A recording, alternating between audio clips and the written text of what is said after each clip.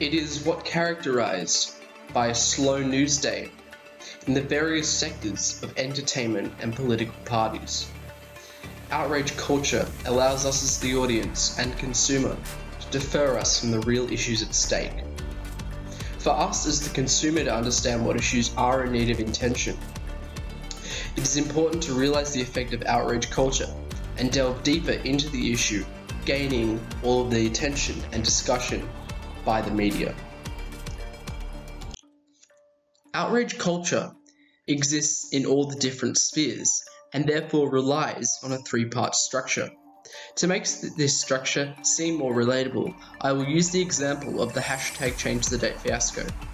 The hashtag #ChangeTheDate spawned under recent attempts by Australian radio station Triple J to change the date of their Hottest 100 mixtape from January 26th to January 27th. The first step of this cycle is transmission, the spread of the idea to differing sides of opinion. In this case, it was people who were for the change the date and people who were against the change the date.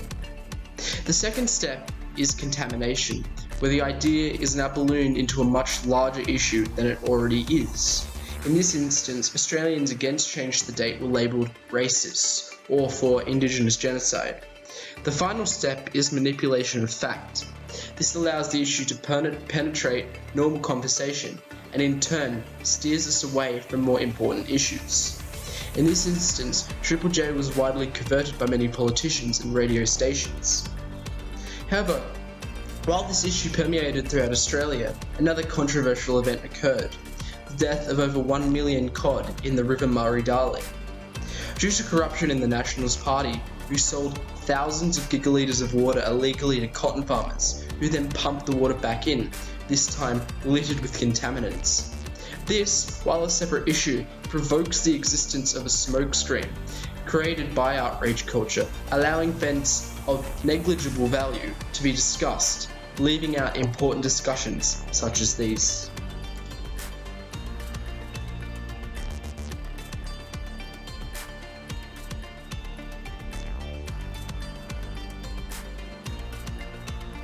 But, as said above, outrage culture can be seen in all spheres of the modern world. Take for instance social media and particularly YouTube. Consider the controversial Gillette advertisement that slammed men and their masculinity. This provided a talking point on both sides of the issue, who are against the so-called toxic masculinity culture that exists throughout men. Many political commentators, namely Paul Joseph Watson or PJW, slammed the ad in his recent upload titled "Gillette, the best an incel can get." Watson states the ad in question is just another excruciating exercise in droopy corporate, intersectional, feminist drivel, and that he watched the video so you didn't have to. While this may explain the controversy among the conservative community on YouTube for attacking men, one must delve deeper into other issues that spawn regarding the ad.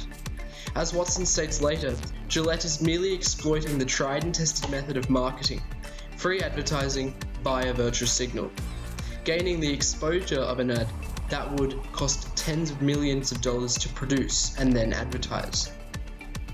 Through this, Watson himself acknowledges the existence of a smokescreen through outrage culture to procure more sales at the expense of men.